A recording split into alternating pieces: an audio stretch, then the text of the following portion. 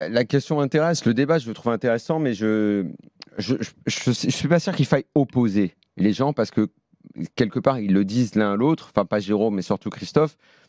Il faut également voir les contextes, qu'est-ce que tu fais, qu'est-ce qu'on attend de toi.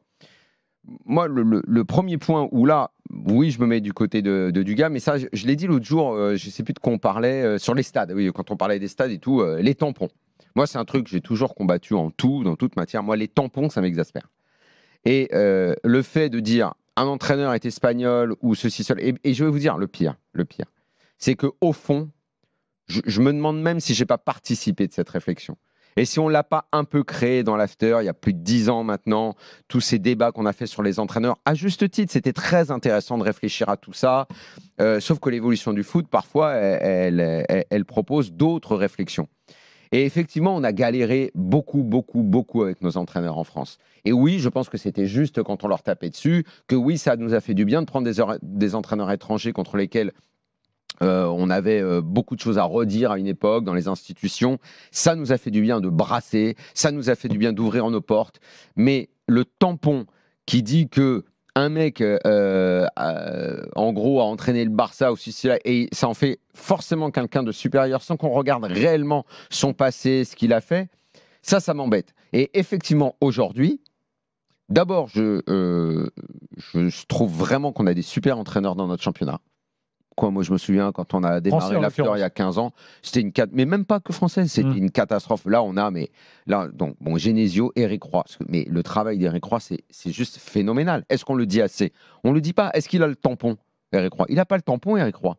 Eric Roy, c'est le gars qui mène sa barque. On a eu Pierre Sage, bon là, il s'est fait virer, mais enfin, c'est quand même une sacrée révélation. Eric Roy, il n'a pas le tampon. C'est le gars, à chaque fois que tu parles avec des gens en foot et tout, ouais, des bons entraîneurs et tout, personne ne va te citer Eric Roy. On se demande ce que c'est son travail. Son travail, on a l'impression, c'est d'être dans le vestiaire. Allez les gars là. Ok. On a l'impression que c'est ça. On a Francaise, super entraîneur. On a ton entraîneur Rosenior, c'est un super coach, Rosenior. Ce qu'il fait avec le bricolage de joueurs qu'on lui donne au début de l'année, où il les connaît même pas, il arrive à mettre en place une équipe, il arrive à sortir ce jeu-là. Bravo Rosenior. Bravo Rosenior. Bravo. Je ne sais pas où va t'emmener la carrière. Est-ce qu'on te donnera des opportunités? Parce que le métier d'entraîneur, c'est aussi des opportunités qu'on te donne. Et c'est aussi une réputation. Une réputation, ce que j'appelle le tampon. En fait, la question qu'il faudrait poser, c'est si tu es président de club aujourd'hui, tu dois prendre un des 20 là en Ligue 1, lequel tu prends? Alors, ça dépend. Mais ça dépend pour faire quoi?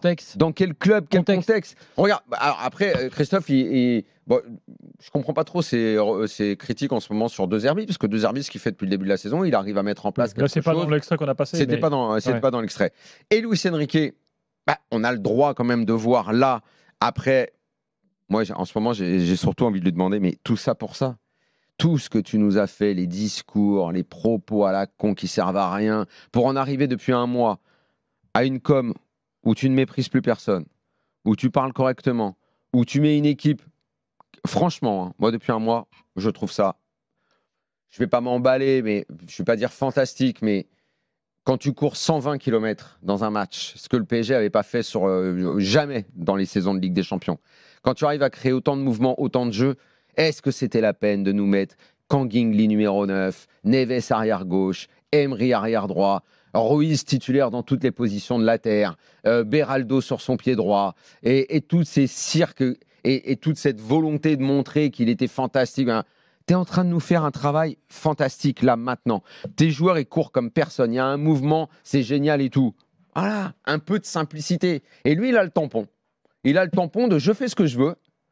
Je fais ce que je veux parce que moi, je suis au-dessus de tout le monde et tout le monde va dire que je suis bien, que je suis fort parce que j'ai le tampon. J'ai le tampon qualitate espagnol ou je ne sais pas quoi. C'est pas vrai. Regarde les Il a le tampon. Ah oui, mais regarde sur les consultants là, à RMC.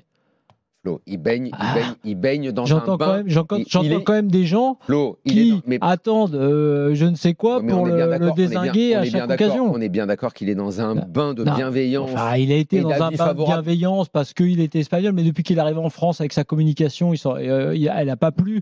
Ici, il y a des tas de gens.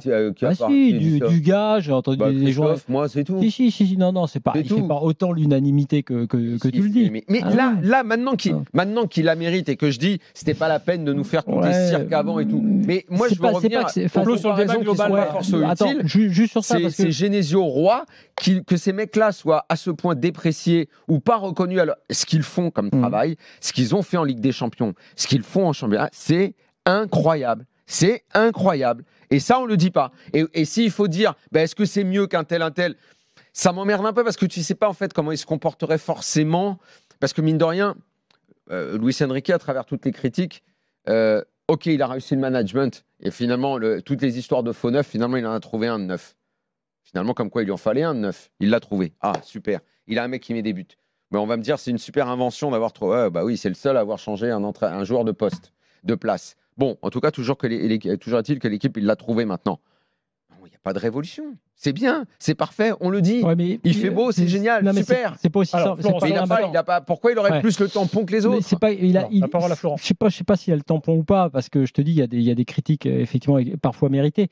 Moi, s'il a fait tout ça, tout ce laboratoire et tous ces trucs, moi, je pense pas que ce soit d'abord inutile. Deuxièmement, je pense qu'effectivement, oui, il fait changer ses joueurs de dimension. Et si Dembélé met des buts, c'est pas juste parce qu'il a mis Dembélé là et que Dembélé met des buts, c'est parce que il a fait travailler, il les a effectivement conditionnés pour ça, que ce soit Barcola, Dembélé, et c'est pas un hasard si ça arrive. Donc moi, balayer, balayer d'un revers de main. Tu penses que c'est lui ça? Bah oui, je pense que c'est lui. Je vais t'expliquer ce que c'est. C'est juste la direction qui a enfin arrêté de casser les couilles à l'entraîneur et qui a enfin laissé travailler. Et ça c'est vrai. Ça pour le coup c'est bien. Ça pour le coup c'est bien.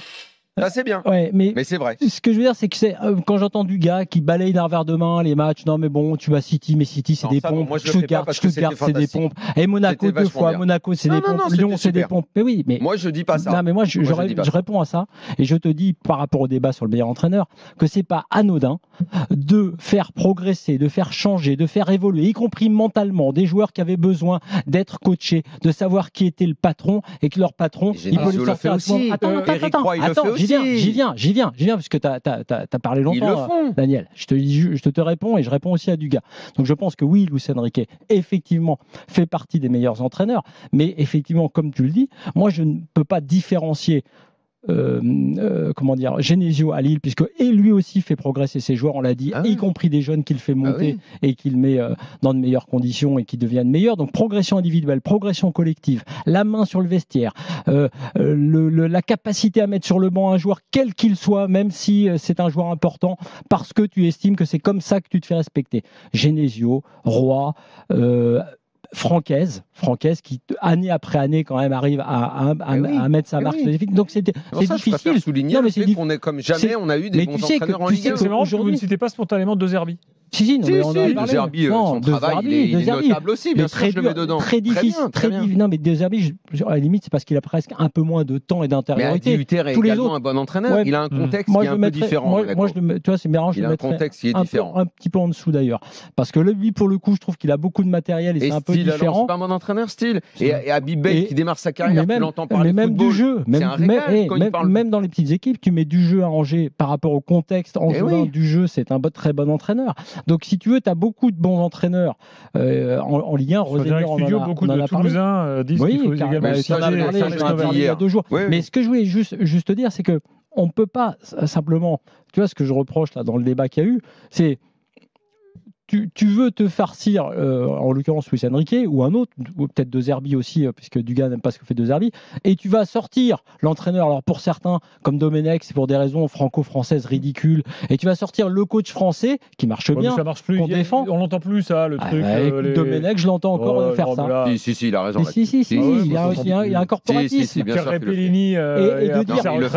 de dire d'ailleurs, quand ça fait partie d'un... Pourquoi on ne dirait pas quelque chose qu'on signale jamais? Tu dis juste pour finir sur Luis Enrique que j'avais entendu justement ceux qui défendaient des entraîneurs français comme Domenech espérer entre guillemets à l'occasion d'un mauvais match de Luis Enrique en Ligue des Champions dire tout ça pour ça alors qu'on a Genesio, alors qu'on a Hez, oui mais c'est ridicule. L'apport que Luis Enrique, je l'ai dit récemment, aura sur la Ligue 1 ou aura sur son vestiaire et sur tous les joueurs qu'il aura eu entre ses mains, il sera considérable.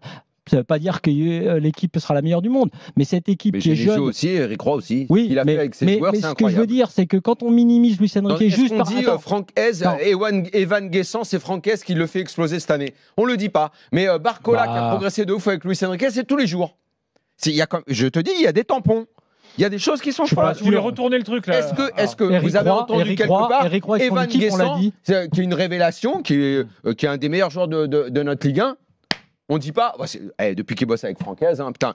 Mais Luis Enrique, il y a un tampon parce qu'en fait, il y a un imaginaire, fils de Guardiola, Barcelone, centre de formation. Je sais parler. Moi, je vais vous dire, il y a un truc, c'est d'abord, c'est de plus en plus, vu la mentalité des joueurs, ce sont les joueurs qui ont la clé plus que les entraîneurs, et beaucoup plus qu'il y a 10 ans ou il y a 15 ans.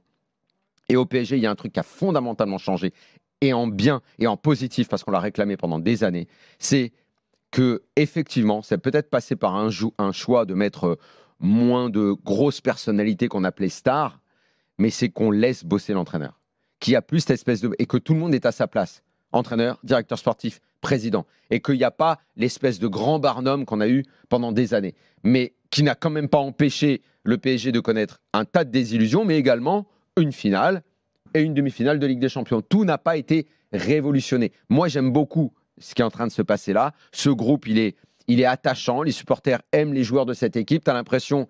Mais ça, je l'avais dit dès qu'il était arrivé. Paris, oui, ça, pour le coup, j'avais dit dès qu'il est arrivé, Luis Enrique, il va nous saouler parfois avec des inventions, il va nous arracher les cheveux, et moi, je ne suis pas sûr d'aimer complètement ce qu'il est, mais en tout cas, l'équipe qui battra le PSG sera toujours une équipe supérieure, parce qu'eux, ils vont tout donner sur le terrain. Ça, je sais qu'il l'obtient. Ça, il l'obtient. J'ai pas de problème avec ça. Mais il obtient surtout le calme de la direction autour de lui qu'il n'y a pas eu pendant des années. Et c'est pareil à Lille. Genesio, il travaille en tranquillité, parce que l'étang fait régner l'ordre aussi. De Zerbi, n'oublions pas le travail de Benatia au quotidien avec des joueurs, parce que les joueurs, souvent, sont...